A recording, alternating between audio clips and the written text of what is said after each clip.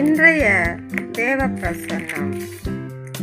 கர்த்தருக்கு பிரியமான தேவனுடைய பிள்ளைகளே, இந்த நாளில்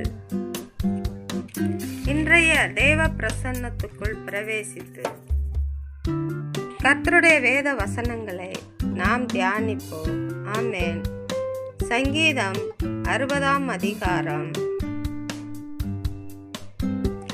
11, 12 ஆகிய வசனங்களை நாம் வாசிக்க கேட்போம். ஆமென். இக்கட்டில் எங்களுக்கு உதவி செய்யும். மனுஷனுடைய உதவி விருதா.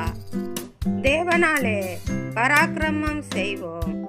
அவரே எங்கள் சத்துருக்களை மிதித்து போடுவார். ஆமென். கர்த்தருக்கு பிரியமான தேவனுடைய பிள்ளைகளே, நீங்கள் அறிந்து கொள்வது என்ன? நீங்கள் எப்படி இந்த பூமியிலே உங்களுடைய ஜீவனை காத்துக்கொள்வது?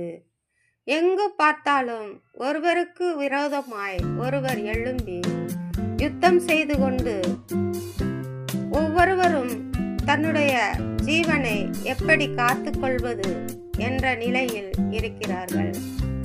அப்படிப்பட்டதான உலகில் நாம் வாழ்ந்து கொண்டு இருக்கிறோம். ஒரு இடத்தில் இலவசமாக ஒரு பொருள் கொடுக்கிறார்கள் என்றால் கூட்டமே அங்குதான் இருக்கிறது. அங்கே நடக்கும் சண்டைகள் மிகவும் கொடியதாய் காணப்படும். ஆமென். அப்படிப்பட்ட இந்த பூமியிலே ஒவ்வொருவரும் தன்னுடைய ஜீவனை காக்க பயத்தோடும் நடுக்கத்தோடும் வாழ்ந்து கொண்டு இருக்கிறோம். ஆமென். அருமையான கர்த்தருடைய பிள்ளைகளே, இப்படிப்பட்ட உலகில் மனிதன் செய்வதெல்லாம் விருதா.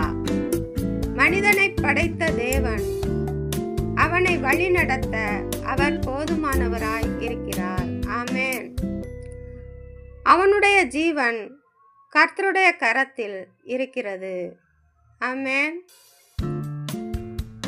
மனிதனுடைய தேவைகளை எல்லாம் தேவன் அறிந்திருக்கிறார். அப்படிப்பட்ட தேவனை நாம் துதிக்கும் பொழுது நம்மிடத்திலே தேவனுடைய ஆவியின் கனிகள் வெளிப்படும். அவருடைய அன்பு, சந்தோஷம், சமாதானம், நீடிய பொறுமை, தயவு, நற்குணம், விசுவாசம், சாந்தம், இச்சையடக்கம் இவை யாவும் தேவனை நம்புகிற ஒவ்வொரு பிள்ளைகளோடும் கடந்து வரும். ஆமென். இப்படிப்பட்ட நன்மைகளை நாம் அனுபவிக்கும் பொழுது பரிசுத்த ஆவியானவர் நம்மை நடத்துவார். ஆமென்.